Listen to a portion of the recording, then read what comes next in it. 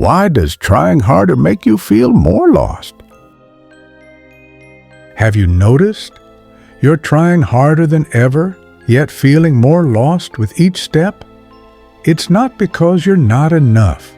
It's because you're using the rules of an old age to survive in a world that has already changed. What the age of Aquarius truly transformed was never belief, never technology, but the undeniable truth that humanity must now turn inward. Welcome to the astral sanctum, where the secrets of the universe awaken, and your soul's journey begins at this very moment. Part 1. The world has shifted gears. The rules have changed. Have you noticed something strange? The old formula doesn't seem to work anymore.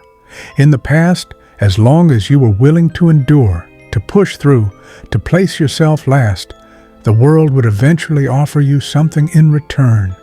You competed for resources. You competed for connections. You competed over who could suffer more, who could last longer. That was an age of outward expansion. But now, when you use the very same methods, you find yourself feeling emptier than before. Information is everywhere. Opportunities appear endless, yet the number of things that can truly support you keeps shrinking. You work harder than ever, yet at any moment you can be replaced by a system, an algorithm, or a shift in the environment. You maintain relationships only to realize most connections never move beyond the surface. You keep learning, keep chasing, yet deep inside, the certainty fades. Is this really what I want? Many people believe this means they are not enough, not ruthless enough, not driven enough, not exceptional enough. But the truth is, the rules of the world have already shifted. You are not lacking effort. You are simply using the strategies of an old age to prove your worth. And in this era, the more you try to prove yourself outwardly, the faster you are depleted, because this world no longer rewards those who drain themselves dry. What it now selects are those whose inner world is in order. That is why you feel tired, not because you haven't done enough, but because, in a world that has already changed, you are still playing an older version of yourself. Part 2. Why the outward path no longer works. Have you noticed? You've done so many things, yet you feel less and less fulfilled. It's not because there isn't enough to do. It's because you've been living outwardly, comparing outwardly, watching how far others have gone, imitating outwardly, learning their roots, their rhythm, their definition of success, chasing outwardly, chasing trends, chasing what's popular, chasing approval. But the problem is, those things were never truly yours.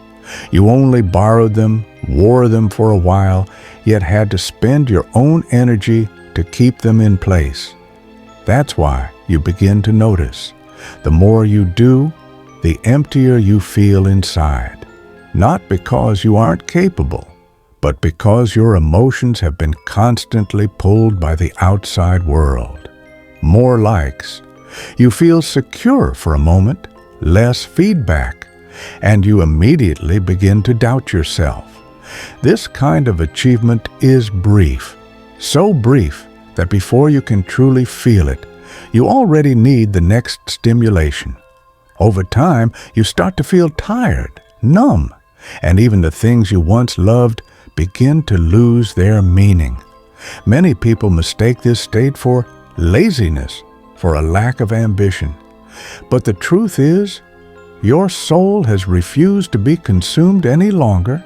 It no longer wants to run to someone else's rhythm. It no longer wants to keep proving itself to the outside world. So it makes you stop, not to punish you, but to protect you. Part 3. what inner exploration truly means. At this point, many people begin to misunderstand. The moment inner exploration is mentioned, they assume it means giving up, doing nothing, escaping reality. It doesn't. Inner exploration has never meant abandoning action. Quite the opposite. It means calibrating your direction before you act.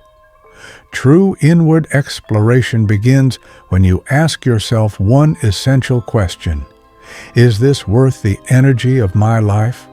Not whether it makes money, not whether it brings applause. But after it's done, are you clearer or more empty than before? You begin to notice something. In the past, you said yes to everything, tried everything, refused to let any opportunity pass.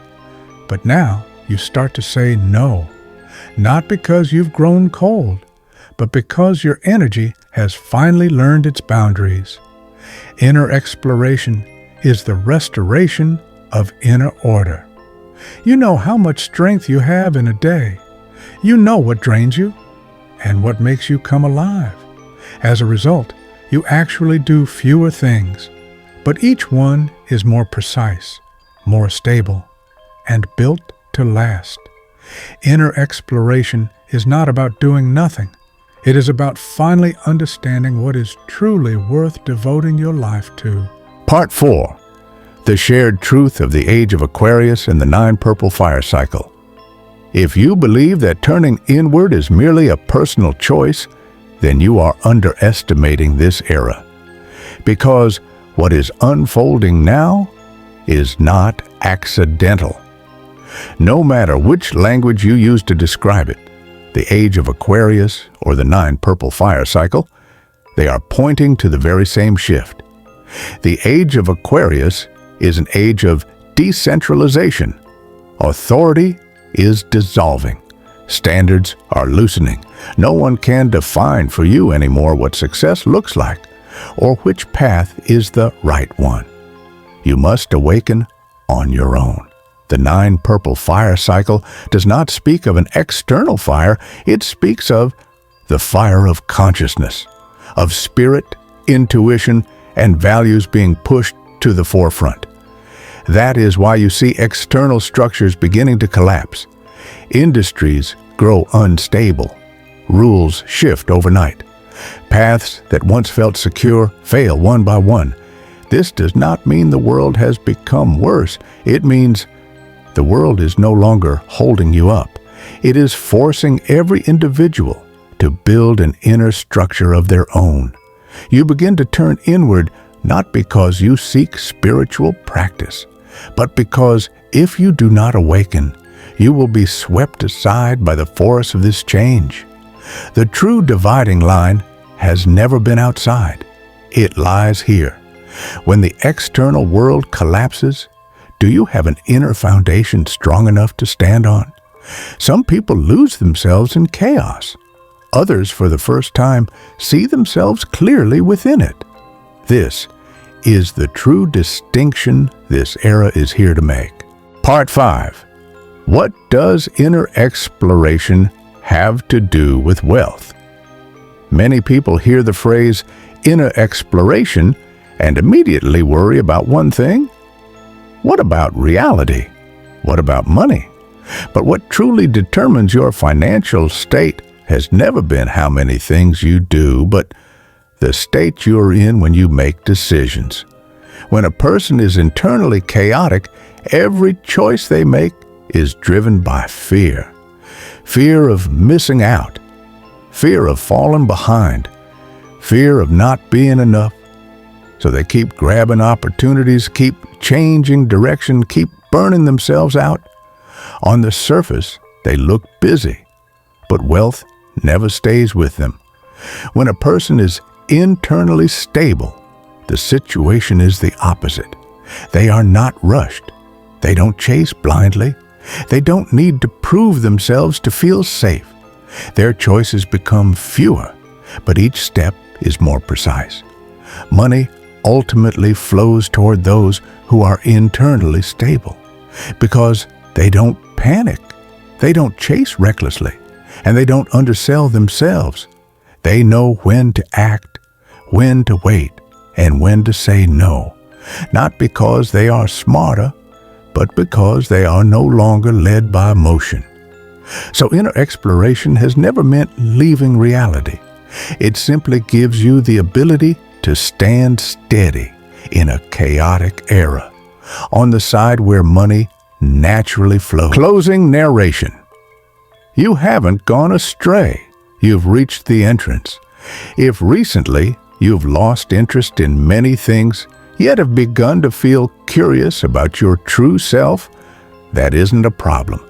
That is the entrance. You're not regressing, and you haven't failed. You've simply arrived at a place where the old rules no longer work, and the new order has not yet fully revealed itself. In this space, what matters most is not speed and not force, but clarity. In the next episode, I'll speak with you about this. After the 9 purple fire cycle truly begins, which kind of people will be the first to be left behind? If you understood this, it means you are no longer drifting with the current. You've begun to stand on the shore, able to see the direction of the water. The path has always been beneath your feet. You are simply beginning to see it now. If you wish to add a touch of gentleness to your energy space, I've placed some lovely items in the description waiting for you.